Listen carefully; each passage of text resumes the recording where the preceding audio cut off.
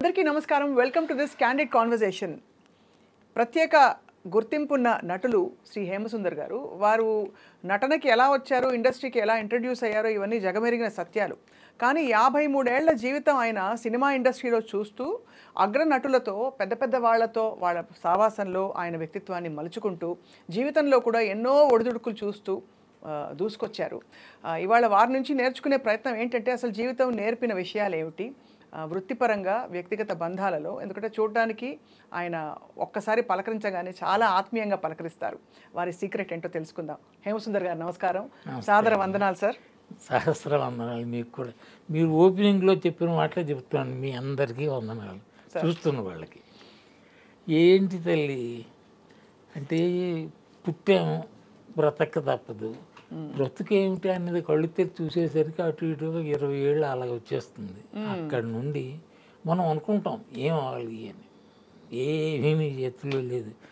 ఏది అవ్వాలో అదే అవుతావు. అదే నిన్నే అనుకున్నాం ఆత్రి గారి పాట, అనుకున్నామని జరగవు అన్ని, అనుకోలేదని ఆగవు కొన్ని. ఏది జరిగినా మంచికని అనుకోవడమే మనిషి పని. That's what I believe. You believe like that sir? Totally I believe. ఏది మన చేతిలో లేదు. ఇది చేద్దాం అనుకుంటే అది అలాగవుతుంది, ఇంకోలా ఎలాగవుతుంది. Accept it, don't resist anything. Resistance అనేసరికి నీకు టెన్షను, అన్నిటికీ యువర్ హెల్త్ గెట్స్ డిస్టర్బ్డ్. ఇది 2 స్కూల్స్ ఆఫ్ థాట్ ఉంటాయి సార్. బహుశా మీ అనుభవం మీకు ఇది నేర్పింది. ఎందుకంటే తోచినట్టుగా అందరి రాతలు బ్రహ్మే రాస్తాడు, నచ్చినట్టుగా నీ తలరాతను నువ్వే రాయాలని ఆధునిక కవి, ఈ తరం కవి చంద్రబోస్ గారు రాశారు. రాసినా సరే అది నిజం కాదమ్మా. వాడు రాసిన దాన్ని కాదని బతికే ఉంటే వాడి గొప్పే ఉంది, అంతే కదా. తలరాత ఇది అని రాశాడంటే you can't go against it or ఇంకొక టర్న్ తీసుకోలేరు. కరెక్ట్, అవును. Either you like it either you don't like it, that's a different thing. But you have to follow that ఆ గీతని. అవును కదమ్మా, చాలా వరకు అంతే. ఆయన రాయని ఫ్యాక్ట్ ఏంటంటే వెన్ డెస్టినీ ఉంటే no one can be more wise than destiny. That's what I believe. I may think many things. నేను ఏదో జవహర్లాల్ నెహ్రూని అయిపోదాం అనుకున్నాను. ఏమిటది పిచ్చి, ఏది అవ్వాలో అది అవుతాను. అసలు ఏమవుదాం అనుకున్నారు సార్ నిజంగా అడగాలంటే? నేను ఏమి అవుతాను అనుకోలేదమ్మా, నిజం చెప్తున్నా తల్లి. నా జీవితంలో ప్రతి మలుపు కూడా స్నేహితుల వల్లే జరిగింది. స్నేహితుల వల్లే జరిగిందా? అన్నీ, ఉద్యోగం అనండి, everything, almost all important things అన్నీ స్నేహితులు. వాళ్ళ వల్ల ఎంత మంచి జరిగిందంటే my life is steered by rather friends. వాళ్ళ వల్లే సినిమాల్లోకి రావడం కూడా. నాటకాలు వేసేవాడిని, నాటకం వేయడానికి కూడా కారణం ఫ్రెండ్సే. మాకు జక్కినపల్లి మార్కండేయులని ఒక ఉన్నాడు, వాడు నాటకాలు వేస్తుంటాడు అప్పుడప్పుడు. సాయంకాలం వాడికి ఏదో చిన్న కాగితాలు పాడు చేయడం అలవాటు ఉంది. అలా ఏదో మాట్లాడుకునేవాళ్ళు. ఒకరోజు రేపటి నుంచి ఈ సిట్టింగ్లు ఉండవురా అని అడిగి అన్నాను. రిహార్సల్స్ నాటకం వేస్తున్నాను. అలాగా సరే, నాకు పని నేను రిహార్సల్కి వెళ్ళి కూర్చునేవాడిని. ఇంకా 3 రోజులు ఉందమ్మా ప్రదర్శన. అందులో వేషం వేసే ఒక అతనికి హైదరాబాద్ నుంచి అక్కడ, నేను చెప్పేది వైజాగ్లో, హైదరాబాద్లో ఎక్కడో ఇంటర్వ్యూకి కాల్ వచ్చింది. So he has to leave immediately. వాడు వెళ్ళిపోయాడు. రేపు లేదు ఎల్లుండి లేదు, ఆవలనాడు నాటకం. ఎలాగా అని తలపట్టుకుంటుంటే డైరెక్టర్, ఏమండి మార్కండేయులు గారు, మీ ఫ్రెండ్ రోజుకు వస్తున్నాడు, చూస్తున్నాడు కదా, he has an idea about this, మీరు అడగకూడదా అన్నాడు. అడిగాడు. వారు నేను అసలు నాకు చూడడమే తెలియదు. నిజమమ్మా, నాటకం చూడాలంటే కొంత అదేదో ఉండాలి. నాకు నాటకం ఆడుతుంటే వాడి పేరు రమేష్, వీడి పేరు అప్పారావు, వాడి పేరు రంగారావు, అదే కనిపిస్తుంటుంది తప్ప పాత్రలు చూడటం తెలియదు నాకు. I do not know how to see a drama. అలాంటిది నేను నాటకం వేయాల్సి వచ్చింది. వేసా. అప్పుడు మీకంటే చూసి అనుభవం వచ్చేసింది. అయితే చూసి ఏమనుభవం వస్తుంది, చూడడమే అనుభవం. అది ఆ అనుభవం కాదు కదా. Acting is different. You have to become that character. అవును. అది నేను అనుకుంటున్నాను ఐ థింక్ దేర్ ఏదో ఆ బెంట్ ఆఫ్ ఇది ఉంది నాకు సహజంగా. ఎందుకంటే ఫస్ట్ నాటకంలో కూడా నేను హీరోకి తండ్రిని. ఎలాంటి తండ్రిని? నా భార్య 2 బిడ్డలని కంది, జమీందారు గారికి బిడ్డలు లేరు, సో ఒక బిడ్డను తీసుకెళ్ళి ఇచ్చేసా. మా ఆవిడకి కూడా తెలియదు. అలా అది కదా. అంటే ఇప్పుడు ఉన్న జమీందారు నా కొడుకు, but he treats me like an employee. అక్కడెక్కడో చిన్న తేడా వచ్చి మనసు బాధపడి వెళ్ళి సూసైడ్ చేసుకుంటాను. సూసైడ్ చేసుకోవడం అన్నది అంటే యాక్చువల్గా చేసేసుకుంటారా? స్టేజ్ మీద కనిపించదు కానీ అంటే డిక్లేర్ అండ్ గో అంతే. Okay okay. వెళ్తేప్పుడు ఈ షాల్ వదిలిరా అని డైరెక్టర్ గారు చెప్పారు. షాల్ వదిలియండి, ఆ షాల్తో పని ఉంది మీరు వెళ్ళిపోయిన తర్వాత. ఇది అలా నడిచిందమ్మా. అంటే నేను ఫస్ట్ నాటకం వేయటానికి కూడా కారణం స్నేహితుడే, మీ ఫ్రెండు. అదే ఇది ఎలాగంటుకుంది అంటే నాటకం అయిపోయింది, మొత్తం 6 7 సీన్లు, 3వ సీన్లు నేను చనిపోతాను, వెళ్ళిపోతాను. నాటకం అయిన తర్వాత మా ఫ్రెండ్ ఒకడు బాబన్న అని ఒకడు అన్నాడు, ఇప్పుడు నాటకం అయిన తర్వాత నేను చనిపోయింది డిక్లేర్ చేసి వెళ్ళిపోతాను. అబ్బా ఏమి క్లాప్స్ అంటే సముద్రపు హోరులాగా వినిపిస్తుంది. అబ్బా పర్వాలేదు అనుకున్నా. అక్కడ ఉంటుకుందమ్మా, ఆ చప్పట్ల దగ్గర ఉంటుకుంది జబ్బు, క్లిక్ అంటే ఐఎమ్ ఫిట్ ఫర్ దిస్ అని. ఇంకోటమ్మా, యాక్టింగ్ అన్నది ఏ కళ అయినా ఆ మాటకు వస్తే, చిత్రకళ కానీ సంగీతం కానీ నాట్యం ఏదైనా పర్వాలేదు, ఇది నాకు సంబంధించింది అని నమ్మకం వస్తేప్పుడు యూ విల్ గో త్రూ.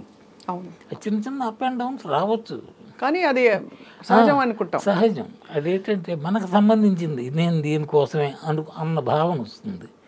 ఆ రకంగా నా యాక్టింగ్లో పడ్డారు. మీరు ఇంగ్లీష్ ఇంత బాగా ఎలా మాట్లాడుతున్నారు సార్? ఆ రోజుల్లో నేను ఎస్ఎస్ఎల్సి గ్రాడ్యుయేట్ అమ్మా. అయినా కూడా మీరు అంటే మాట్లాడే భాష చాలా పట్టు ఫ్లూయెంట్గా అందరితో తరచూ మాట్లాడుతున్నారు అనిపిస్తుంది. ఎస్ఎస్ఎల్సి గ్రాడ్యుయేట్ అంటే అర్థమైందే మీకు? 12th 3సారి పాస్ అయ్యాను, అది గ్రాడ్యుయేషన్ అంటే. ఓహో సెప్టెంబర్ పోయే ఇంకా మనకు తెలియని ఆ రోజుల్లో మనకు తెలియంది కొత్త డిగ్రీలు ఉన్నాయేమో అనుకుంటాం అంతే. అలా SSLC. But you speak so well because నేను 3సారి ఎందుకు పాస్ అయ్యానంటే మొదటిసారి కాకుండా పిచ్చి నాకు లిటరేచర్. మీరు నమ్మరమ్మ, when I was in 9th 10th అప్పుడే ఈ రష్యన్ లిటరేచర్, డాస్టోవ్స్కీ, గోగోల్, పుష్కిన్ ఇవన్నీ పిచ్చిగా చదివేసేవాడిని. నేను చదువుకోవాల్సిన క్లాస్ పుస్తకాలు ఎప్పుడు చదివేవాడిని కాదు, ఆల్వేస్ ఈ లిటరేచర్.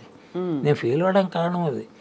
ఇంకొక 15 రోజులు పరీక్షలు ఉన్నాయని అమ్మ అని తీసేది.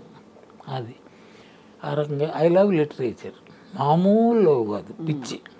English literature, English. అప్పుడు బిగినింగ్ 10th ఇంగ్లీష్ లాకేం అర్థం అవుతుంది, అది అర్థం కాదు, ట్రాన్స్లేషన్స్. ఆ తర్వాత ఇంగ్లీష్లో కూడా ఐ లవ్ ఇంగ్లీష్.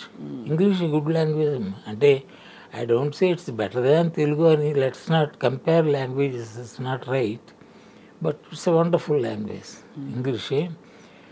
అది చదువుతున్న కొద్దీ దాని మీద మీకు సరదా పుడుతుంది. అందులో చదువుతున్న చిన్న పుస్తకాలు కావు. ఇప్పుడు ఫ్రెడరిక్ నీషే అని ఒక ఆయన పేరు వినే ఉంటారు, ఫిలాసఫర్. మన రాముగారు చెప్తుంటారు, ఆర్జీవి గారు చెప్తుంటారు కదా. ఆయన నీషేది దస్ స్పేక్ జరతుష్ట్రా అని ఒక బుక్ ఉంది. ఫస్ట్ దస్ స్పేక్ జరతుష్ట్రా ఇలా అన్నాడు, అది దాని టైటిల్. నీషే అంటే ఎవరో నాకు తెలియదు అప్పటికి. టైటిల్ చిత్రంగా ఉంది అనుకొని తీసా. చదివి చదివి చదివి చదివి ఇంత పుస్తకం అమ్మా, the speak Zarathustra. He speaks on what not, ప్రపంచానికి సంబంధించిన అన్నీ మాట్లాడతాడు. గొప్ప మేధావి. అది దాన్ని can't call him pervert genius అని కాదు, కానీ చివరికి హీ బికమ్స్ మ్యాడ్, పిచ్చడైపోతాడు. పిచ్చడైపోయి అక్కడ దొరుకుతుంటే అతని తల్లి ముసలిదైపోయింది. అయ్యో కొడుకుని తీసుకెళ్ళి పెట్టుకుంటుంది ఇంట్లో. పిచ్చాడు, పిచ్చితే గోల. అది ఇట్స్ కొంచెం ఈ లిటరేచర్కి సంబంధించిన ఫ్యామిలీ అది. వీడి చెల్లిను ఇంకొక ఫ్రెండ్ ఏదో లిటరేచర్ మాట్లాడుకుంటారు పుస్తకాల గురించి. I to have return 4 books. ఈ పిచ్చోడు ఫ్రెడరిక్ రిషి నేను 4 పుస్తకాలు రాశాను అన్నాడు పిచ్చి అయిపోయి.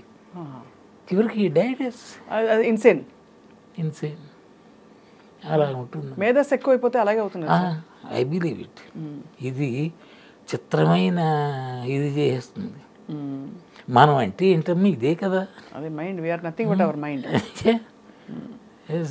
What are you, your mind. So true sir. కానీ ఇంత ఫిలాసాఫికల్ యాంగిల్ ఒకవైపు మీలో అంటే చాలా పరిపక్వంగా ఒక తాత్వికత కనిపిస్తోంది. ఇంకోవైపు బాగా లౌకికంగా పూర్తిగా యాక్టివ్గా ఉండవలసిన సినిమా ప్రపంచం. ఈ రెండిట్లో మీ అనుబంధాల్ని, మీ జీవితాన్ని, ఒడిదుడుకుల్ని ఎలా ఏం సమాధానం చెప్పుకో. ఇప్పుడు ఒక రిజెక్షన్ వచ్చింది, ఒకటి ఎవరో ఏదో వద్దన్నారు, బాగాలేదన్నారు, బాధపడతాం, అప్పుడు ఎలా మీరు సమాధాన పరుచుకునేవారు? నాకు అంత స్పష్టంగా నేను దీనికి సమాధానం చెప్పలేను, కానీ ఐ డోంట్ మైండ్ మా. అది నాకు ఆ నెగిటివ్ ఎఫెక్టే అది పెద్దగా గుచ్చుకోదు నాకు. ఇప్పుడు 83 ఏళ్ల జీవితంలో ఏదో ఎక్కడో ఏదో తగులుతూ ఉంటుంది కదా, న్యాచురల్. కానీ అవి నన్ను బాధించిన సంఘటనలు నాకు గుర్తులే. I think I take it in its own way. తగిలింది దీనికోసమే పుట్టామా. ఇప్పుడు ఎవరో ఒకడు నో అన్నాడు, ఓ తలపడుచుకొని మందు వేసుకొని, ఏంట్రా నువ్వు పుట్టింది ఆ వేషం వేయడానికైనా, ఇంకేం లేదా, దేం లేదా, అంతే కదా, పర్పస్ లేదా. when you think like that, అరే ఫట్ అరే అనిపిస్తుంది. అవునా కదా, యూ టేక్ ఇట్ ఈజీ. ఏదన్నా లైఫ్ నాకు చాలా సరదా, చాలా చాలా లైఫ్ అంటే ఐ లవ్ లైఫ్. అందులో ఒడిదుడుకులు, ప్లస్లు, మైనస్లు, కష్టాలు, సుఖాలు అన్నీ ఉంటాయి. All of them I accept, I don't fight. Especially negative వస్తే ఇప్పుడు ఫైట్ చేయను. సార్ మీకు వచ్చిన క్యారెక్టర్స్ 400 పైచిలుకు సినిమాల్లో దాదాపుగా అన్నీ ఎక్కువగా అసలు చొక్కాలు చింపుకుని అరిచేసి ఏ అనే లాంటి క్యారెక్టర్స్ వచ్చి ఉండవు. అన్నీ మితంగా మోస్ట్లీ ఏంటంటే నాకు వచ్చిన క్యారెక్టర్లు 70% ఫాదర్నే. అదే కాబట్టి మీరు ఫాదర్ కూడా ఏంటంటే ఒక మచ్యూర్డ్ పర్సన్. వాడు ఇలాగా అరవడం గిరవడం చెత్త వేషాలు వేయడు, కొంచెం నిండు మంచి నాన్న. ఇన్ జనరల్ నాకు చెడ్డ నాన్నలు ఎక్కడ వేయలే. ఇవన్నీ వీళ్ళందరూ నా కొడుకులే. ఎవరు అక్కినేని నాగేశ్వరరావు గారితో మాత్రమే ఆ బంధం ఎక్కడ పడలేదు. రామారావు గారు నా మనవడు పెద్ద ఆయన. శోభన్ బాబు, మోహన్ బాబు, గీరి బాబు, ఈ బాబులందరూ నా కొడుకులే. బాగా చెప్పారు సార్ అందరూ. Mohan Babu first cinema if I'm right Maa Inti Mahalakshmi అనుకుంటాను. అంటే సేమ్ టైటిల్, అంత పాతది ఒకటి ఉంది, అది కాక ఇది కూడా అనుకుంటున్నాను. I may not be. అందులో మోహన్ బాబు తండ్రిని, ఆయన ఫస్ట్ హీరో వేసిన దానిలో ఆయన ఫాదర్ని. నాకు ఆయనతో పరిచయం తక్కువ. వీళ్ళందరితో చాలా పరిచయాలు ఉన్నా మోహన్ బాబుతో ఎందుకో ఆయన్ని ఎక్కువ కలవలే. ఎవడు వీళ్ళందరూ ఈ రజనీకాంత్ రజనీకాంత్ ఎక్కడున్నాడమ్మా, అక్కడెక్కడ ఉన్నాడు కదా. నార్త్లో అమితాబ్, సౌత్లో రజనీ.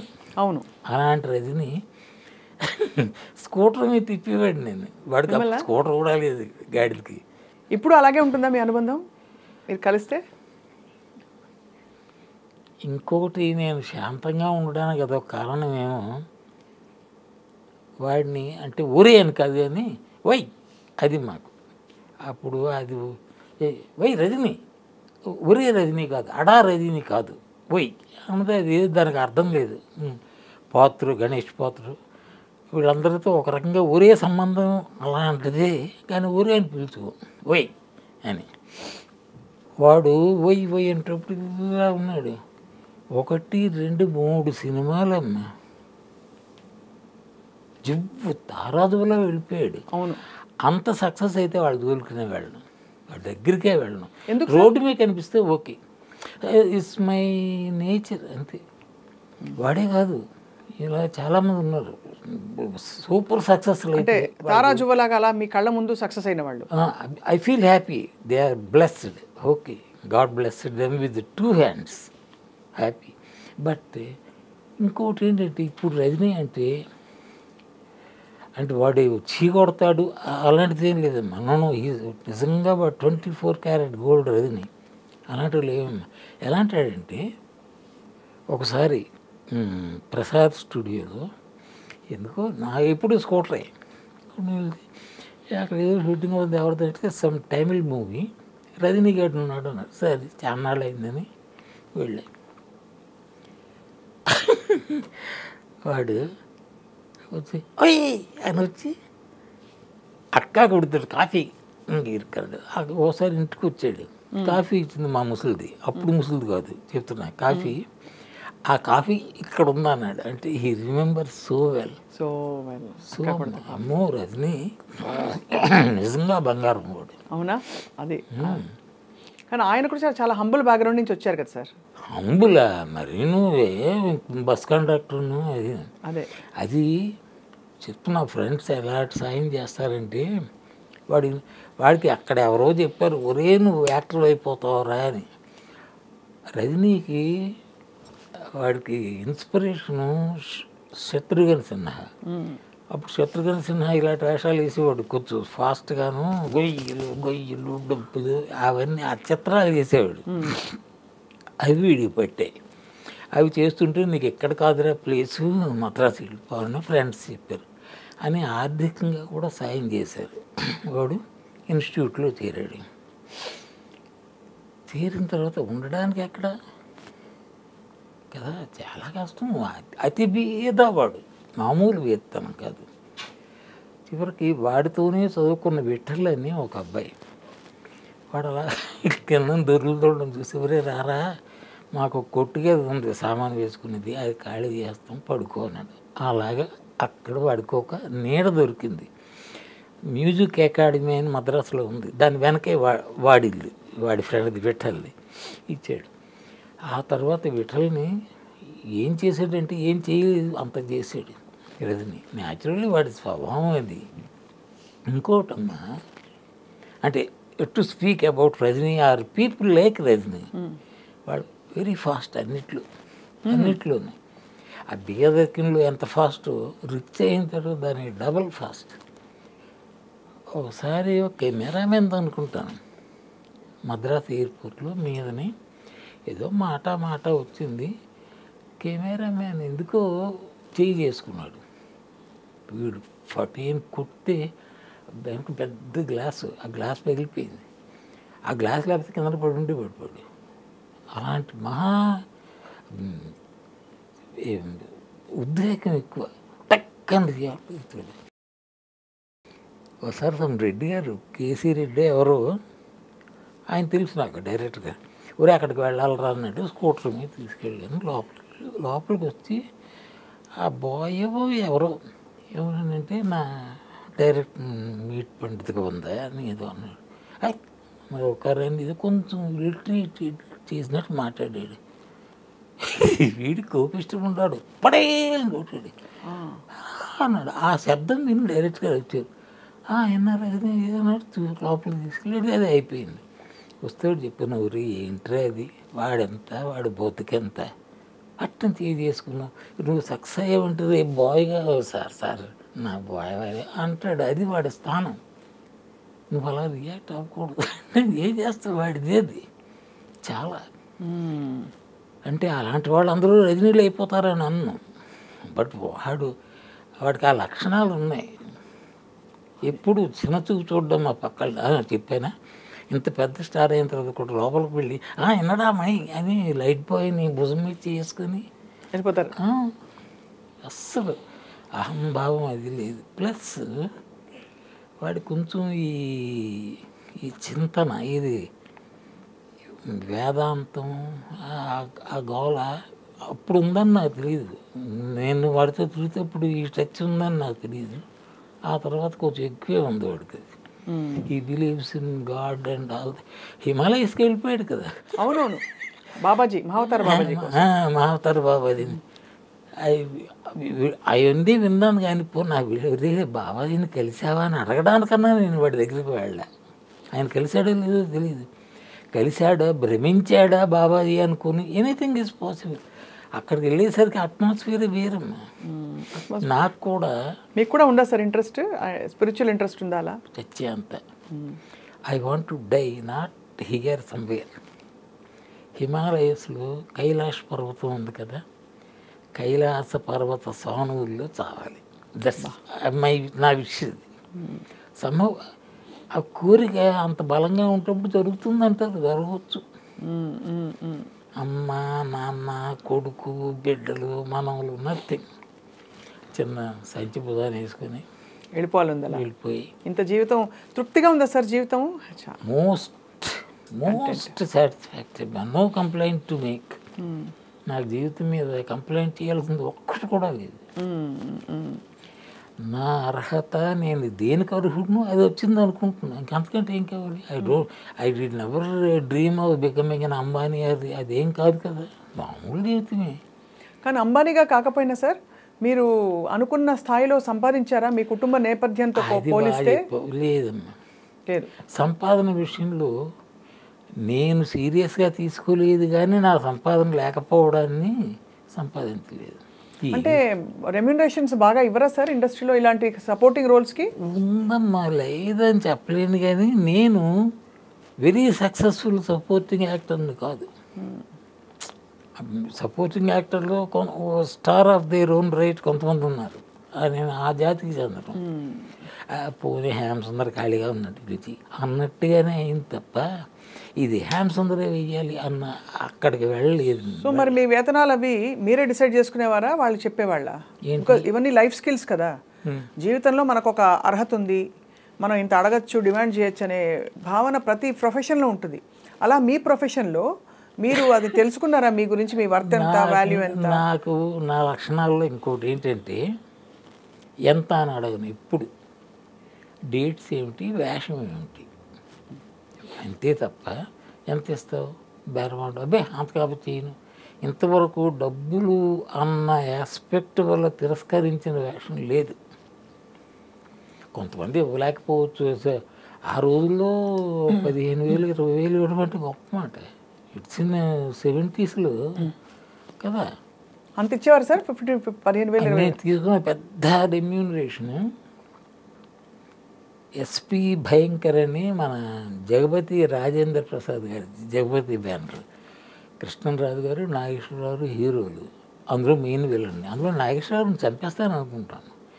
అయ్యో అంటే చాప కింద నీళ్ళ వెళ్ళే విలలు అవి కాదు. దానికి నేను తీసుకున్న రెమ్యూనరేషన్ ది హైయెస్ట్ రెమ్యూనరేషన్ అది. 15,000 ఆ రోజుల్లో 15,000 అప్పుడు 1000 కింద ఉండేది కాదు.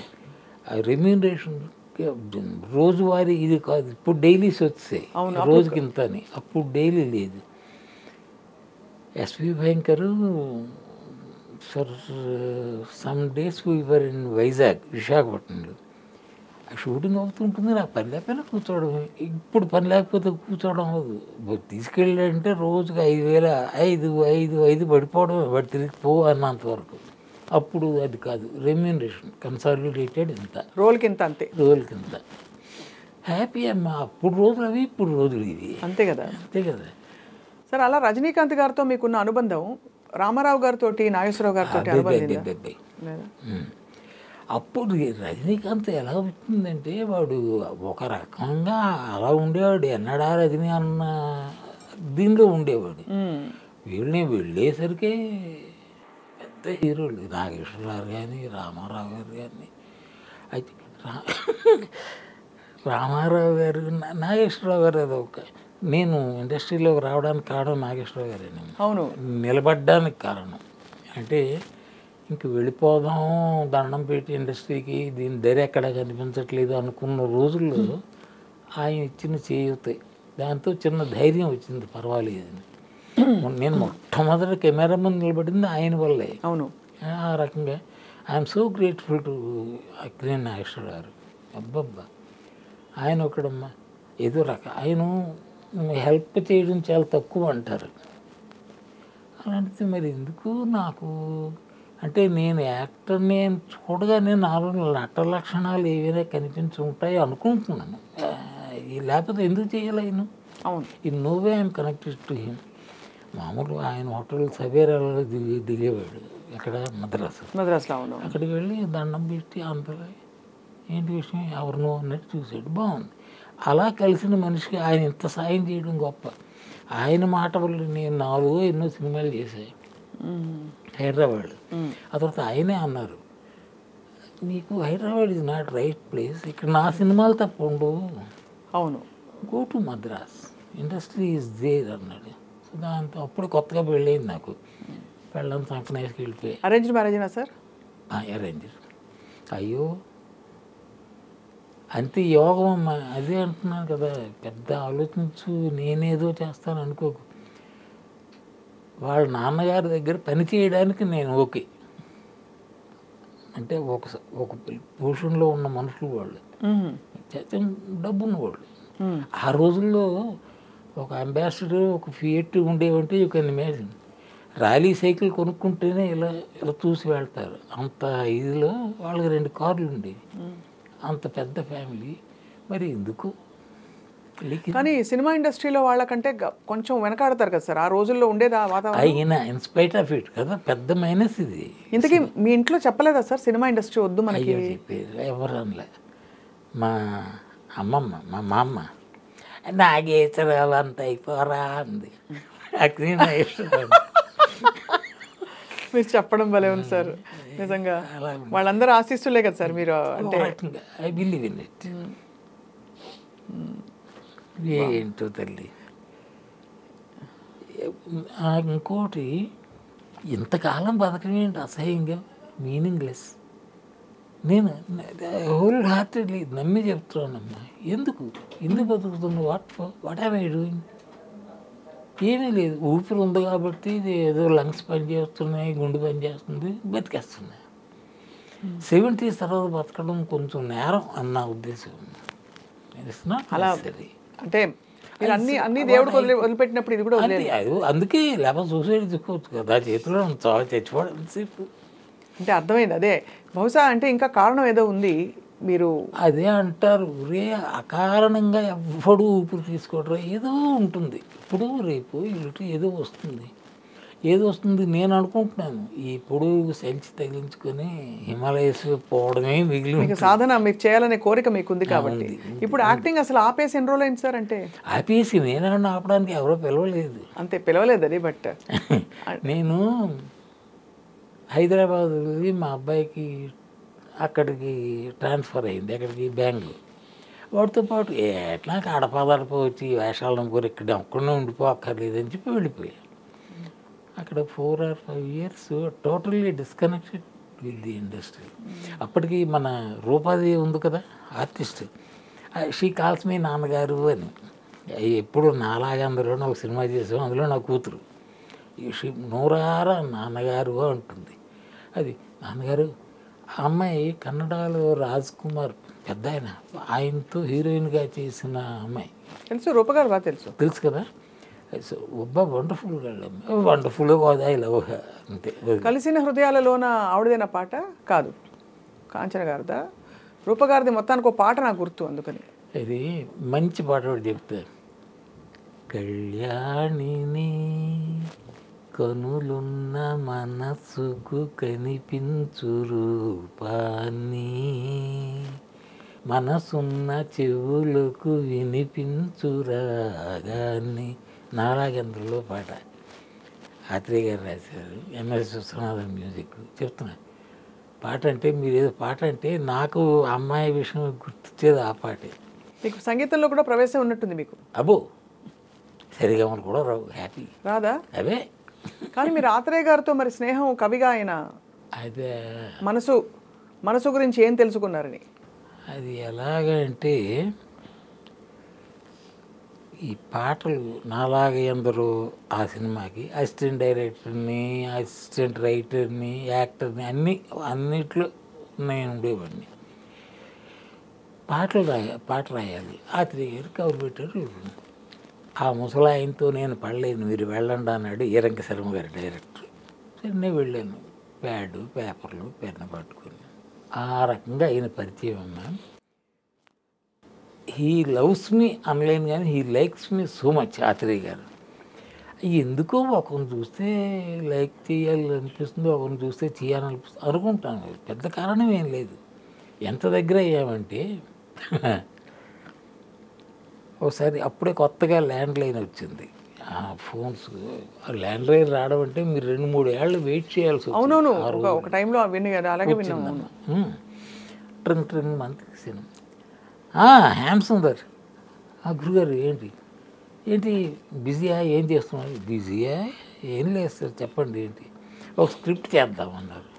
మహాభాగ్యం. అయ్యో ఓకే సార్, ఏం చేయాలి? నేను ఏం లేదు, కొంచెం తొందరగా ఈవినింగ్ ఫోన్ చేసేసి చేయండి.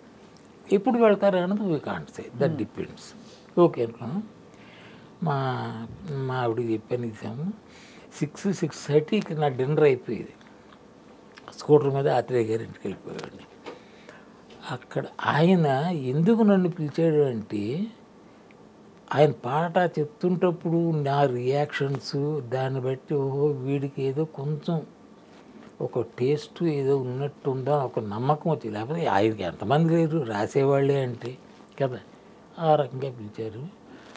దేవుడు నాస్తికుడయ్యాడు అని ఒక టైటిల్తో రాయికి ఏడ్పిస్తాడు అంటారు కదా. 6 daysలో ఫుల్ స్క్రిప్ట్ రెడీ అమ్మా. అది ఏంటి ఫుల్ రోజంతా కూర్చోవడం కాదు. నేను సాయంకాలం వెళ్ళేవాడిని, ఒకసారి రాత్రి 1 గంట కూడా అయ్యేది, ఇంటికి వచ్చేవాడిని. అలాగా 6 times we short, full script ready. అది అప్పటికి శంకరాభరణం వచ్చింది. కృష్ణరాజు గారు ఏదో ఒక పెద్ద నామాలతో వాడితో ఒక వేషం ఉందమ్మా, సక్సెస్ అయింది. కొంచెం భీకరమైన వేషం అలాంటిది ఏదో. ఇందులో ఒక ఆలయ పూజారి వేషం, దానికి కొంచెం పోలికలు ఉన్న వేషం ఇందులో ఉంది. నేను రాజుగారికి చెప్పా ఒకసారి, రాజుగారు చాలా నాకు ఎంత నచ్చిందో ఆ స్క్రిప్ట్. ఆయన ఉంది సార్ ఆత్రేయ గారు, అలాగే అన్నాడు. ఫోన్ చేశాడు. చేస్తే ఆత్రేయ గారు అయ్యో ఒక 10 రోజుల క్రితం ఇప్పుడు మన బాలచంద్ర గారు తీసుకున్నారు, 25,000 అడ్వాన్స్ పంపించేసి ఇదే స్క్రిప్ట్ ఉందట అది ఇవ్వండి అన్నాడు. బాలచంద్ర అడిగితే ఎవరినో అంటారు, బంగారం కదా. ఇచ్చాడు అంతే. చక్కగా ఆ సీట్ మీద వేసుకొని కూర్చున్నాడు, ఏం చేయలేదు అంత. అలాగే ఆయన దగ్గర ఎన్ని ఉన్నాయో స్క్రిప్ట్స్ బాలచంద్ర గారి దగ్గర. చాలా మంచి కథ, మంచి ఇది ఉందంటే హీ పర్చేజెస్. ఆయన నాకు కావాలే కదంటే డబ్బులు కూడా అడగరు, ఇచ్చేస్తారు. బాలచంద్ర చేతిలో పడ్డం కంటే భాగ్యం ఉంది కదా, అంతే కదా. అలాంటిదమ్మా. అయితే ఏంటంటే ఇది ఆయన దగ్గర ఉంది, బాలచంద్ర తీసుకెళ్ళిపోయాడు అన్నారు. బాలచంద్ర దగ్గర నుంచి రాదు ఈయన తెలుసు కృష్ణరాజు గారికి, మర్చిపోయారు. చెప్తున్నా, కృష్ణరాజు గారు అందులో నా కొడుకు. ఆయన కూడా మీ కొడుకే? శోభన్ బాబు గారు మీ కొడుకే? అబ్బా ఆ తరంలో హీరోలు అందరూ కొడుకులు. ఎలా అనిపించేది సార్ మీరు ఒక హీరోకి అంటే ఒక ఎలా? కృష్ణ గారు ఆయన ఎవరు విజయనిర్మలమ్మ టైటిల్ ఏంటి, ఒక సీరియల్ తీశారు ఆవిడ. కృష్ణ గారు సీరియల్ చేయడం ఏంటి అసహ్యం కదా. అవునవును, అలాంటివి చేశారు విజయనిర్మలమ్మ డైరెక్షన్తో. We had been to Andaman దీవులకు వెళ్ళాం, 15 రోజులు ఎంత ఉన్నాం. ఆయన నా కొడుకు కృష్ణ గారు. ఎవరు సార్ మీ బెస్ట్ కొడుకు ఎవరు? అంటే మీకు బాగా మంచి ఆత్మీయత అనుబంధం కుదిరిన కొడుకు, ఆఫ్ రికార్డ్, ఆఫ్ సెట్స్ చెప్పడం కష్టం. ఒక్కొక్కళ్ళతో ఒక్కొక్క గొప్ప అనుబంధం అంటారు. ఎవరితో అయ్యో అయ్యో అంటే అది లేదమ్మా. ఒక రకంగా అంటీ ముట్టినట్టే ఉంటాను నేను with everybody. It's very rare I go so close. ఒక్కొక్కడు స్వభావం ఒకటి. And I don't feel bad of it. Okay, ఇప్పుడు రామారావు గారితో 10 రోజులే అంతే. అమితాబ్ బచ్చన్తో చేశా. అయ్యో మీరు అయితే తెలుగు సినిమా హిందీలో తీసిన సినిమాలో మీరున్నారు. అందులో అమితాబ్ బచ్చన్ గారు ఉన్న అమితాబ్ స్ట్రైట్, అందులో తెలుగు వెర్షన్ లేదు, ఓన్లీ అమితాబ్తో హిందీ సినిమా. అందులో ఒక డాక్టర్, అమితాబ్ బచ్చన్ గారి ఫ్యామిలీ డాక్టర్ని 6 days ఎంతో చేసాం. అందులో అమితాబ్, జయప్రద, కమల్ అండ్ శ్రీదేవి 2 జోడీలు. అంత పెద్ద క్యాస్టింగ్. అది ఏమైంది, 10-15 days ఎంతో షూట్ చేశారు మొత్తం సినిమా. అందులో నాది 6 రోజులే, నేను చేసింది 6 రోజులు. ఆ తర్వాత ఇంకా ఉండేదేమో. అమితాబ్ బచ్చన్ గారు బాంబేలో ఎక్కడో ఎంపీగా నిలబడ్డారు, గెలిచారు. దాంతో ఆయన పిలిచి ఇదే జగపతి రాజేంద్రసాగరే ఆయన సిగరెట్ తాక్కుంటూ వస్తారు. అప్పుడు ప్రసాద్ గారు తాగేవారు సిగరెట్లు. ఇది మిస్టర్ ప్రసాద్ అన్నారు. సార్ సిగరెట్ దాచేవాడు. మేము అమితాబ్ బచ్చన్ ముందు సిగరెట్లు తాగేసేవాళ్ళు. మాకు ఆయన కో యాక్టరే, అంతకంటే ఏం కాదు. రాజేంద్ర ప్రసాద్ గారు వస్తే సిగరెట్ దాచేవాళ్ళు. రాజేంద్ర ప్రసాద్ గారు ఆయన రాగానే సిగరెట్ దాచి సార్ అవి అక్కడ గెలిచాను. ఈ వేషం దానికి కొంచెం ఎదురెళ్ళే వేషంలా ఉంది నేను ఇప్పుడు చేస్తుంది. సో లెట్ స్టాప్ దిస్ అని చెప్పేసారా? I will give you dates, fresh dates ఇస్తారన్నారు. ఇంత పెద్ద క్యాస్టింగ్ తీసినంత చెత్తబొట్లో పడేసాడు రాజేంద్ర ప్రసాద్ గారు.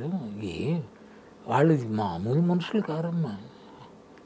అమితాబ్ బచ్చన్ అంతే, రాజేంద్ర ప్రసాద్ గారు అంతే, మన జగపతి బాబు ఉన్నాడు కదా, ఆయన దురదృష్టం, ప్రసాద్ గారి దురదృష్టం.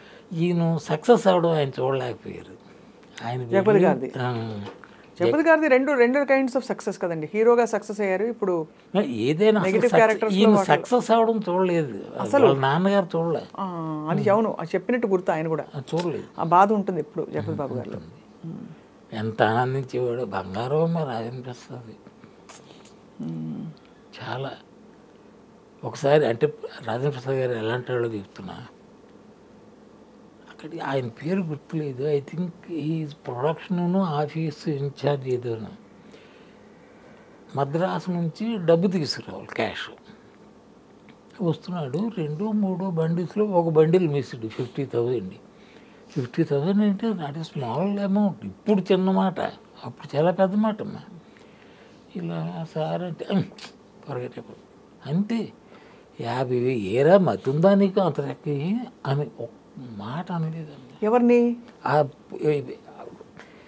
ప్రసాద్ గారు ఒక మనిషిని పంపించాడు డబ్బులు తెమ్మని, అందులో 50,000 మిస్సింగ్. అతన్ని మిస్ చేసిన మనిషిని ఏంట్రా అది అని అనలేదమ్మా. సార్ ఇలాగ ఒక బండిల్, అది దట్ ఈస్ ప్రసాద్. ఏమో ఆయన దొంగతనం చేశాడు ఏంటి అస్సలు నో సెకండ్ థాట్. మామూలుగా అయితే 100 ఆలోచిస్తారు, 100 ఆలోచిస్తాడు, తీసేసి ఏదో చెప్తే అలాంటి మనిషి ప్రసాద్ గారు గొప్ప మనిషి. సార్ మీరు ఇంత జీవితాన్ని, ఇంత ఇండస్ట్రీని దగ్గరగా చూశారు కాబట్టి కొంతమంది నటులు కళ్ళ ముందు నుంచి వెళ్ళిపోయారు. టాటా చెప్పేసి సార్ అంటే వెళ్ళిపోవడమా? వెళ్ళిపోవడమే, అదే టాటా చెప్పేసి. టాటా చెప్పేసి అప్పుడు మీరు బాగా చివుక్కుమందా, మీకు బాధపడ్డారా, తాత్వికంగా వదిలేశారా? శ్రీదేవి గారిది ఫర్ ఎగ్జాంపుల్, మీరు శ్రీదేవి గారితో కలిసి కూడా నటించారు కాబట్టి. శ్రీదేవి నా చెల్లెలు. శ్రీదేవి ఏమైందమ్మా, నేను యాక్ట్ చేసేటప్పుడు అబ్బో శ్రీదేవి కాదు, మామూలు శ్రీదేవి నా చెల్లెలు. శోభన్ బాబు గారు ఆవిడ, తాతినేని రామారావు, ఇందాక రామారావు, తాతినేని రామారావు, దానికి తాతినేని రామారావు.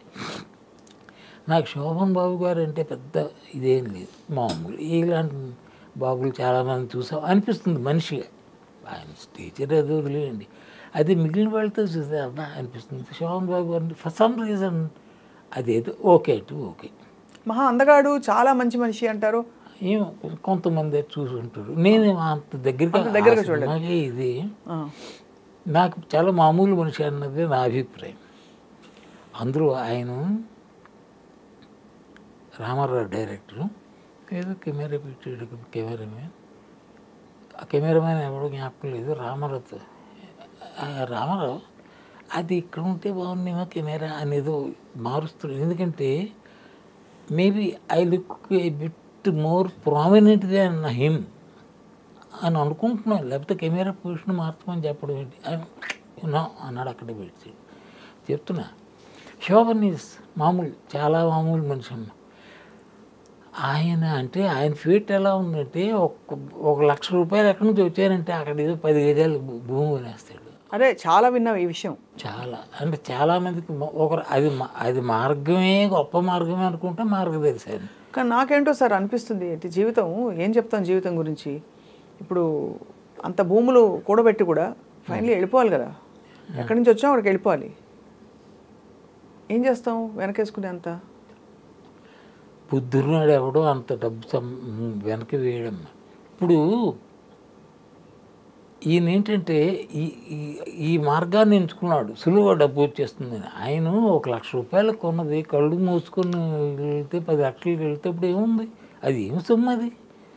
అంటే you have a study of on the market, అంతే తప్ప అది పెద్ద గొప్ప విషయం ఏం కాదు.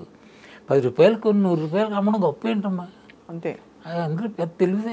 కానీ ఆయన డబ్బుతో ఆయనకుండే అంటే ఒక జాగ్రత్త చాలా గొప్పగా చెప్పుకుంటారు. మురళీమోహన్ గారు చెప్పారు. It is fact also. Murali Mohan real ఎస్టేట్లోకి రావడానికి కారణం ఆయన. శోభన్ బాబు గారు ఆయనే చెప్పారు, అవును, చాలా సందర్భాల్లో. చాలా. బట్ ఆయన మామూలు మనిషి. ఈ మురళీ వాళ్ళు ఇట్స్ డిఫరెంట్. అలాగా అలా అంటే మీరు కొనసాగిస్తున్నప్పుడు ఈ ప్రపంచం చూసినప్పుడు మీకు ఆలోచనలు వచ్చాయా, మనం కూడా పొదుపు చేయాలి, ఆదా చేయాలని? లేదు, పొదుపు చేయాలి అంటే సంపాదన అంత ఉంటే పొదుపు చేయాలి. అంత కరెక్టే అంత ఉండదు, కరెక్టే. అవి వచ్చేది సరిగ్గా ఇంకోటి, నా పెళ్ళము 60 తులాల బంగారంతో వచ్చిందమ్మా మద్రాసు నాతో. తిరిగి after some years I decided to go back. మనకి ఇండస్ట్రీ పనికి రాదులే, పని వేస్ట్ అనిపించి వెనక్కి. ప్లస్ మా మామయ్య గారు ఎందుకు అక్కడ జీవితం అలా పాడు చేసుకుంటారు అన్నట్టు ఆ ఛాయలు వచ్చాయి. So I went back. అప్పటికి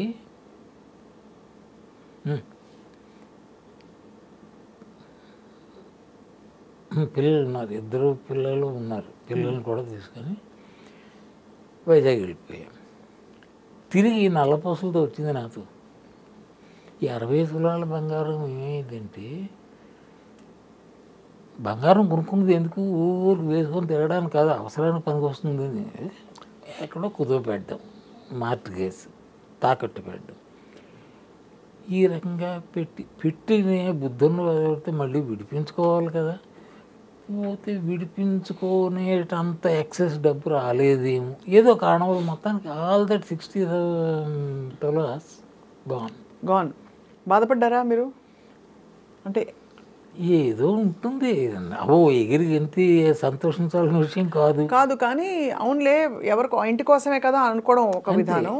అయ్యో తను తెచ్చుకున్న బంగారం అది వెళ్ళిపోలేదే అని ఒక బాధ. అంటే గొప్ప ఏంటంటే నా పెళ్ళం గొప్ప, అది నాతో ఎంత దెబ్బలాడచ్చు కదా, వదిలేసి వెళ్ళిపోతారని బెదిరించినా తప్పులేదు.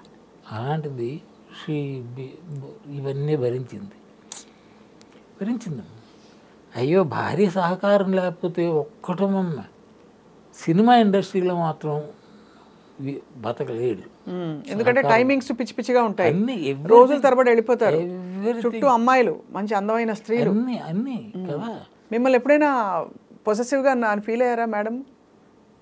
ఏదో ఉండే ఉంటుంది ఆ రోజుల్లో. అంటే ఇంకోటి ఏంటంటే, నాకు ఈ స్త్రీ చెప్పడం లేదు, తక్కువ ఉంటుంది. అప్పుడు ఏంటి, నేనే ఎవడో శ్రీరామచంద్రుడిని ఏం కాదు, ఏకపత్ని కాదేం కాదు, కానీ అది పెద్ద బాధ పెట్టే అంత లేదు. నన్ను భరించింది అంతకాలం. ఇన్ని తులాల బంగారం పోయినా మళ్ళీ తిరిగి నల్లపూసలతో వస్తున్నా కూడా ఏంటి అని అడగల. I'm blessed with that. చాలా గొప్ప విషయం సార్, గొప్ప విషయం, నో డౌట్.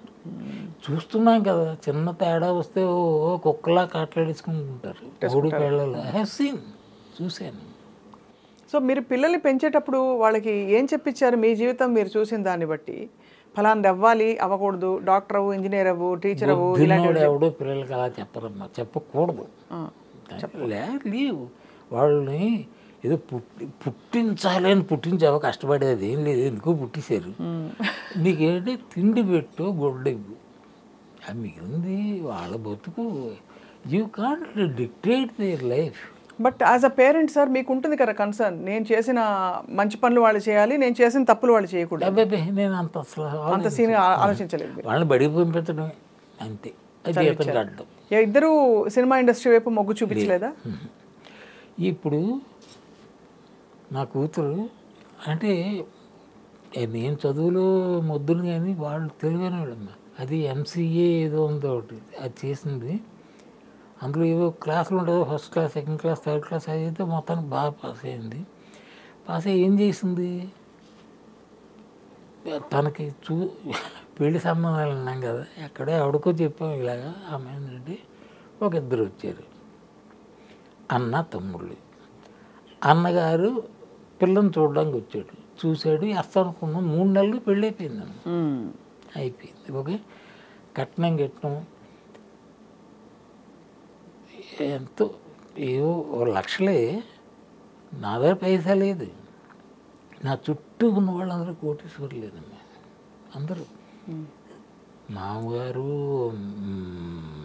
బావలు, అటు ఇటుగా every one is very rich. So వాళ్ళ సహకారంతో పెళ్ళైపోయింది. వీడు నా కొడుకు బీసీఏ చేశాడు. ఆ తర్వాత ఇక్కడ ఏదో బిజినెస్ స్కూల్ ఏదో ఉంది, ఇక్కడ ఏది ఇండియన్ బిజినెస్ స్కూల్ ఏదో ఒకటి, ISB Indian school of business.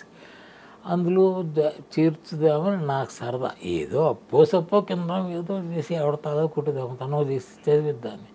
ఈ సైడ్ నో, లేదు డాడీ నేను ఉద్యోగం చేస్తూ చదువుకుంటాను అన్నాడు. వాడు బీసీఏ. నవ్వు అంటే బహుశా వాడి ఉద్దేశం డాడీ కష్టపడతారు అన్నట్టు అనుకుంటున్నాను నేను, లేకపోతే నో రీజన్. అలాగే ఉద్యోగంలో చేశాడు. వాడి ఉద్యోగాలు కూడా ఎలాంటివంటే లైఫ్ ఎలా ఉంటుంది వీడమ్మా. బీసీఏ అయిపోయింది, 3,000 రూపాయల జీతానికి చేరాడు. మేము పెంట్ హౌస్లో ఉండేవాళ్ళం, కిందనే ఒక కంపెనీ ఉంది, ఆ కంపెనీలో అయింది ఏదో చేశాడు, అలా చేశాడు. ఏదో అన్ని పెద్ద కంపెనీస్, మల్టీనేషనల్ లాంటివి.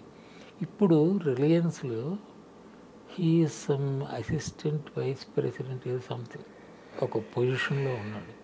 పొజిషన్ అంటే ఇప్పుడు బాగా చెప్తున్నా, ఇదో అనాయాసైన మరణం అని ఇది ఉంది కదా, అనాయాసైన మరణం వినా దైన్యేన జీవనం దేహాంతే తవ సాన్నిధ్యం దేహిమే పరమేశ్వరుడు అని ఈ మధ్య చదివా యూట్యూబ్లో. అబ్బబ్బా ఎంత బాగా చెప్పాడా ఎవరో తెలియదు. దేహాంతే తవ సాన్నిధ్యం చాలా పెద్ద ఆశ, అది అక్కర్లేదు కానీ నేను మొత్తం 3 చెప్పాడు ఆయన. ఇలా అది నాకు పరమేశ్వరుడు. ఆ 3వది వదిలేసి నాకు ఆ 2 చాలులే. ఆఖరి రోజులు శాంతంగా సుఖంగా వెళ్ళిపోవాలి, అది వెళ్తుంది నాకు. ఐఎమ్ సో హ్యాపీ సో నిజంగా కనుబొమ్మలు ఉన్నాయి, ముడిపడతాయి కానీ కనుబొమ్మలు ముడివేయాల్సిన అవసరం లేదు, అంత హ్యాపీగా దొరుకుతుంది. ఎందుకంటే సంపాదించి పెట్టాలి, ఎవరికి అది ఏ బాధ లేదు, సంపాదించి పడేస్తున్నాడు. ఏం కావలిస్తే అడగడం మరుక్షణం ఉంటుంది అక్కడ. మా అబ్బాయి నేను మందు కొడుతుంటాను, అది రమ్ము. ఒకసారి బయటకు వెళ్తున్నాను, ఏంటి డాడీ అక్కడికి వెళ్తున్నాడు, మందు కన్నా. నేను స్కూటర్ మీద వెళ్ళి నా బాటిల్ తెచ్చి కూర్చున్నాను. 2 నిమిషాలు మళ్ళీ వీడు వచ్చాడు, వాడు వెనక ఓడాడు పట్టుకుని. దానిలో నేను తాగేది 10-12 బాటిల్స్. నువ్వు రోజు అంటే అయిపోయిన తర్వాత బాటిల్ వెళ్ళడం ఏంటి చెప్తున్నా.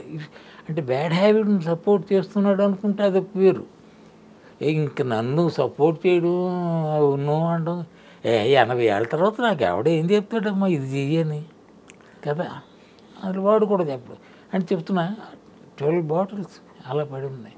నాకు బాటిల్ 6 days వస్తుంది అంటే 60 days అక్కడ రెడీ ఉన్నాడు. 12 ఏళ్ళు 72 3 నెలలు అటు ఇటు. అంటే ఇండస్ట్రీలో ఉండబట్టి అలవాటైందా సార్ మీకు ఆ వాతావరణంలో, లేక బాధలో వచ్చిందా, సంతోషంగా బాధగా ఆడుతుండే? బాబే నేను ఇప్పుడు బాధపడినా అస్సలు. బాధపడి బుడ్లు ఎత్తారంటారు, అదేం అది ఒక రకం సైకాలజీ ఉంటుంది. నాకు బాధల వల్ల అది లేదు. అప్పుడప్పుడు ఫ్రెండ్స్ వారానికి ఒకసారి 10 రోజులకి ఒకసారి ఉండేది. నా కొడుకు పుట్టిన తర్వాత రెగ్యులర్ అయింది. ఓహో. అంతవరకు అప్పుడు కొడుకు పుట్టిన తర్వాత అంటే ఒక 40 years తర్వాత నా ఏజ్ అప్పుడు రెగ్యులర్ అయింది.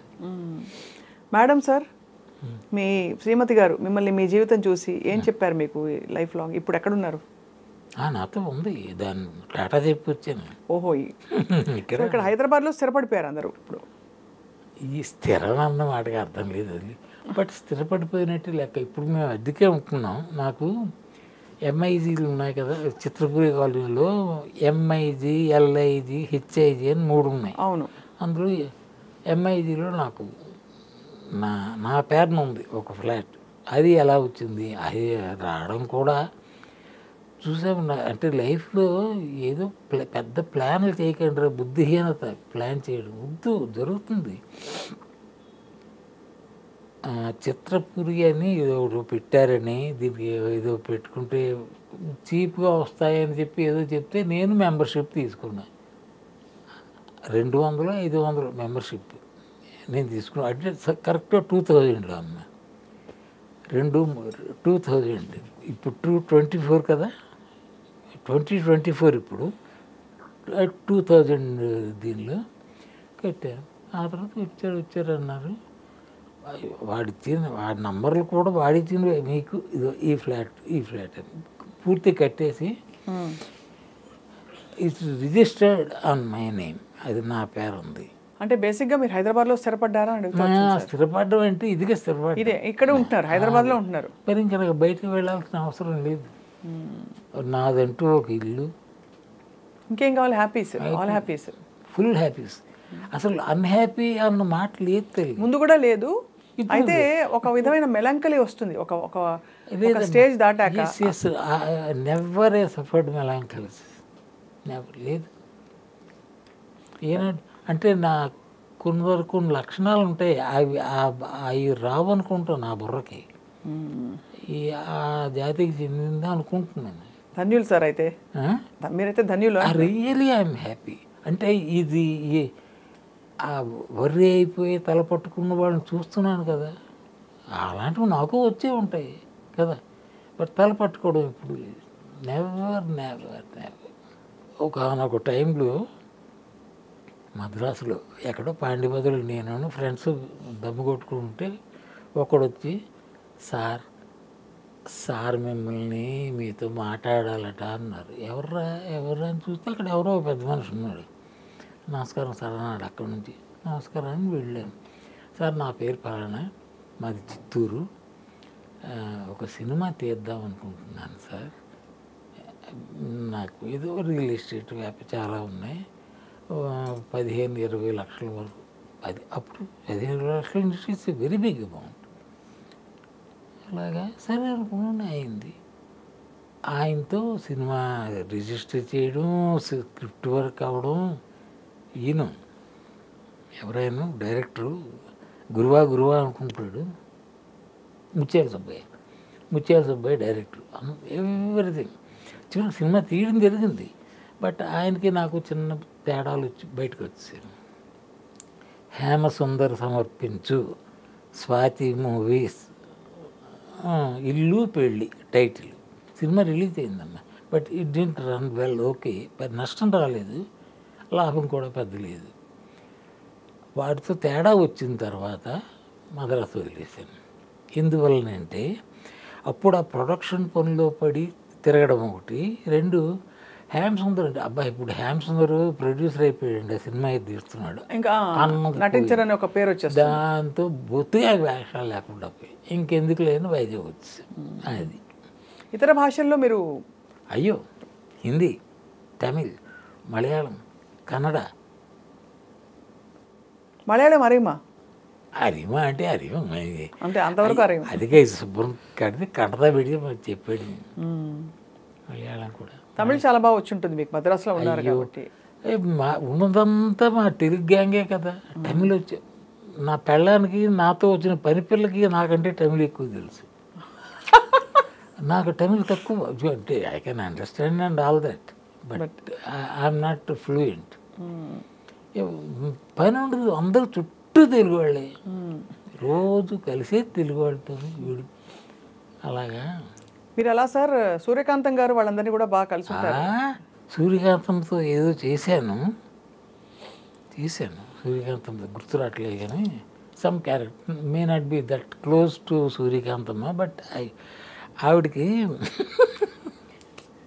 గొప్ప సరదా. ఆవిడ బ్యాగ్లో ఇప్పుడు 2 బ్యాగులు ఉంటాయి, వచ్చి బ్యాగ్ వేస్తుంది, 13 ముక్కలు పడితే చాలా ఆడేస్తుంది. నేను డ్రాప్ చేసి ఇంకా డ్రాప్ చేస్తుంది చెయ్యాలి, ఆడేస్తుంది. ఏమన్నా పోనీండి మన పిల్లలు అనేది. అయ్యో చెప్తున్నా, మా రోజులో ఒక సిట్టింగ్లో అదేంటి ఖాళీగా ఉంటప్పుడు షూటింగ్లో కదా, డబ్బులు ఎంత పోయి అంటే 200 300 పోయి ఏం పట్టించుకునేది కాదు. డబ్బులు పెట్టి ఆడేసేవారే. ఆ పిచ్చి. మొన్న వాళ్ళ అబ్బాయి ఇంటికి వెళ్ళాము ఇటీవల, ఐ డ్రీమ్ నుంచి చెన్నై మెడ్రాస్లో. వాళ్ళ అబ్బాయి, నాకు వాళ్ళ అబ్బాయి తెలియదు, ఆయన హోమియోపతి డాక్టరు. వారి ఇంటికి వెళ్ళి మొత్తం అన్ని జ్ఞాపకాలు, ఆవిడ జ్ఞాపకాలను ఇంటర్వ్యూ చేసుకొచ్చాం. ఆవిడకి సరదా ఏంటంటే తిండి పెట్టడం గొప్ప సరదా. అవును చెప్పారు, అదే చాలా సరదా. ఆవిడే కాదమ్మా, తిండి పెట్టడం సరదా అంటే భానుమతి అన్నారు కదా పెద్ద ఆవిడ కూడా చెప్తారు చాలా. ఆవిడ చెప్పడం కాదు, ఆవిడకు ఉందా సరదా. నేను ఆవిడ చేత్తో పెట్టిన భోజనం తిన్నాను తల్లి, అమ్మ పెట్టినట్టు మాత్రం. అసలు ఆవిడ ఏంటో అబ్బో తల తెక్కా గీరా పొగరు అంటారు కదా, ఎస్ ఇట్ ఈస్ దేర్. ఆవిడ ఎవరితో పొగరు చూపిస్తుంది, తన సాటి వాడుతూ. వాడు ఎక్కడైనా ఇటు ఇటు అంటే పోయాడే కాల్చేస్తారు చూపుతూ. ఇన్ని వాళ్ళతో షీఈ్ మదర్. నాకు ఇదేంటో అంటే నాకు ఆ తెలివితేటలు ఏమేమో తెలియదు. ఇండస్ట్రీలో నాకు తారసపడ్డవాళ్ళు ఎవరు చెడ్డవాళ్ళు కారు, ఎవరు. ఇన్ని ఏళ్ల ప్రయాణం ఇండస్ట్రీలో ఒక్కడే. సో మంచి జీవితం అలా చూస్తే మీది గొప్ప జీవితం. You had a lot of experiences, variety of experiences, variety of places, travelling అన్నీ. బట్ ఎక్కడ కంప్లైంట్ చేయడానికి ఏం లేదు, హ్యాపీస్ ఎవ్రీథింగ్. ఇప్పుడు సార్ ఇప్పుడు అట్ 83 సార్ హిమాలయాలకు వెళ్ళాలనే కోరిక మీకుంది. ఉంది. ఎలా వెళ్దాం అనుకుంటున్నారు, ఎప్పుడు వెళ్దాం అనుకుంటున్నారు? అది అబ్బో అంత ప్లాన్ ఉంటే ఇంకే. అలా కాదు, అంటే మామూలుగా బద్రీ యాత్రలు అవి వెళ్తారు కదా, బద్రీనాథ్ కేదార్నాథ్ యాత్రలు అంటే అక్కడికి వెళ్ళి మళ్ళీ తిరిగి రావడం. ఓ అలాంటి ప్లానింగ్ వద్దులేండి, అయితే అప్పుడే వద్దు సార్, కొన్ని రోజులు లేక వెళ్దాం. అయితే సంచి ఒకటి బుధాన్ని తీసుకొని రైట్ బండికి వెళ్ళి మరి తిరిగి రావటం అంటూ లేదు. My body will be left there. నాకు మొదటి నుంచి ఒక సరదా అమ్మ. ఇప్పుడు ఈ కైలాస్ పర్వత్ అన్నది నాకు రీసెంట్గా కైలాస్ పర్వతం గురించి నాకు పెద్ద స్టడీ లేదు. యూట్యూబ్ ఏవేవో చెప్తుంటుంది. ఇప్పుడు ఏంటంటే హైయెస్ట్ ఈజ్ ఎవరెస్ట్. ఇది అంత ఎత్తు కాదు కైలాస్ పర్వత్. బట్ ఇంతవరకు కైలాస పర్వత శిఖరానికి వెళ్ళిన వాడు లేడు, except 1 person. He's from Tibet, ఎక్కడి నుంచో అలరిపా ఏదో అంటారు ఆయన ఒక్కడే వెళ్ళాడు. అది కూడా ఈ వెళ్ళిన వాళ్ళందరూ రిటర్న్, కొంతమంది చచ్చిపోయిన వాళ్ళు ఉన్నారు. ఆ పర్వతానికి ఉన్న లక్షణం ఎవడు, ఎందుకంటే అది మీదన శివుడు ఉంటాడు అని ఒక నమ్మకం వెళ్ళి, శివుడు నివసించే ఇది కైలాస పర్వతం అని. కైలాస పర్వతం ఎలా ఉంటుందో మీకు ఎప్పుడైనా చూసారా? అంటే బొమ్మలు చూడడమే సార్. ఆ బొమ్మలేదండి. అక్కడ ఇలా ఒక పర్వతం, ఇలా ఒక పర్వతం, ఈ రెండింటి మధ్య నుంచి అది కనిపిస్తూ ఉంటుంది. నాకు అది ఎలా కనిపిస్తుంది అంటే శివుడు మఠం వేసుకొని కూర్చున్నాడు అన్నట్టు కనిపిస్తుంది. ఇప్పుడు ఆ థాట్తోనే పడుకుంటా, నిద్రపోవడం కూడా. That is Shiva, lord Shiva. ఆ పర్వతం ఇట్స్ నాట్ కైలాష్ పర్వతం కాదు, శివ ఈజ్ సిట్టింగ్ దేర్ అన్న. అది నా సరదా. ఇది పిచ్చి 90 రకాలు, ఇది నా పిచ్చి అంతే. Thank you sir for your wonderful అంటే షేరింగ్. ఇవాళ ఐ థింక్ రొటీన్గా లేకుండా మీ జీవితంలోని కొన్ని ఎక్స్పీరియన్సెస్, వ్యక్తులతో మీ అనుబంధాలు షేర్ చేసుకోవడం, ఇట్స్ అ ట్రెజర్ ఆఫ్ తర్వాత తరాలకు సార్. మీరు అన్నారు కదా. కాదు I don't think so much, కానీ ఐ లైక్ దిస్ సిటీ. మీరు definitely we would like to see you some more. ఇంకా మీకు ఏమైనా వెబ్ సిరీస్లు ఇలాంటివి ఏమన్నా వస్తే హ్యాపీగా చేస్తారు. లేవు, నో కంప్లైంట్. అది హ్యాపీగా నడుస్తుంది, చచ్చే వరకు మేకప్ చచ్చిపోవాలని ఆ సరదా నాకేం లేదు. రైట్. సో బట్ ఇవాళ మీరు పంచుకున్న జ్ఞాపకాలు మాకు అలా జ్ఞాపకాల ఒక మూట. దాన్ని అలా తీసుకుంటారు కానీ నేను మాత్రం ఐఎమ్ హ్యాపీ. ఏంటంటే ఐ డ్రీమ్ ది సంస్థ, అందులో డ్రీమ్ అంటే కలే కదా, కళ అంటే స్వప్నం, స్వప్న ఐ డ్రీమ్ అంతే. ఆ విధంగా నేను అసలు చూడగానే హై డ్రీమ్ గర్ల్ అని ఆయన పిలవడం నాకు సరదా అనుకున్నాను, బట్ అది జరగలేదు. చెప్తున్నా, అదే డ్రీమ్ గర్ల్ అంటే తెలుసు కదా, హేమల్ని. అవును సార్. రాజ్ కపూర్తో బ్రేక్ అమ్మాయికి. అవును, సప్నోకి సౌదాగర్ అది సినిమాతో అనుకుంటాను. సప్న టైటిల్ ఏదో, లేకపోతే 60 days in world ఏదో మొత్తం ఆ రెండిట్లో ఏదో ఒకటి ఆవిడ first cinema with Raj Kapoor. అవును, గుర్తుంది సార్. అది అదమ్మా, చాలా సంతోషం హేమసుందర్ గారు, నమస్కారం. నాకు కూడా ఎంత సంతోషం నీతో కాబట్టి. ఇంకోటి ఏంటంటే, ఏ సినిమాలు చేసావు, ఎవరితో ఏంటి, ఆ సినిమాల గోల ఏముంది చేయడానికి, చెప్పడానికి. ఎంత వేషాలు, 400 సినిమాలు, ఏంటి గొప్ప. అది పోతే ఇండస్ట్రీ డిడ్ నాట్ రిజెక్ట్ మీ, నేనే వదిలేసాను ఎందుకులే చాలని. కానీ ఇప్పటికి కూడా ఆ బిగినింగ్ హైదరాబాద్లో ఉన్నట్టున్నా లేదా మద్రాసులో ఉన్నట్టున్నా ఇంకొక 100 సినిమాలు వేసి ఉండేవాడిని. అయ్యో ఇది కంప్లీట్గా చెప్తాను కదా, ఎప్పుడు నో అన్ను పిలిస్తే నన్ను పిలవరా అని వెళ్ళను. అది అంతే, అది గొప్ప philosophy sir. Thank you sir. Thank you అమ్మా, థ్యాంక్ యూ. నన్ను ఇంతసేపు భరించినందుకు మీ అందరికీ థ్యాంక్స్.